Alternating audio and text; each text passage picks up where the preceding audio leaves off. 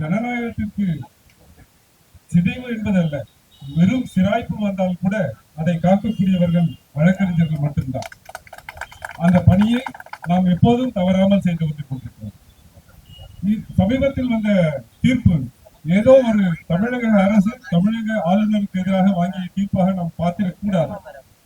தமிழக மக்கள் எப்போதும் போற்றி வரும் மாநில சுயாட்சியை தூக்கி பிடிக்கும் தீர்ப்பாக இந்த தீர்ப்பு அமைந்திருக்கிறது. இது முதல் தடவை அல்ல. ஏற்கனவே கேசவானந்த பாரதி வழக்கில் இருக்கக்கூடிய அந்த பேசிக் ஸ்ட்ரக்சர் கான்செப்டை மீண்டும் திருத்தம் செய்ய வேண்டும் என்று பாராளுமன்றத்திலும் பேசுகிறார்கள், வெளியிலும் பேசுகிறார்கள். இன்றைக்கு குடியரசு துணைத் தலைவர் அவர்கள் நீதிமன்றத்தினுடைய இந்த தீர்ப்பை விமர்சிக்கிறார். நீதிமன்ற தீர்ப்பை சரியாக விமர்சிக்கக்கூடிய உரிமை யாருக்கும்.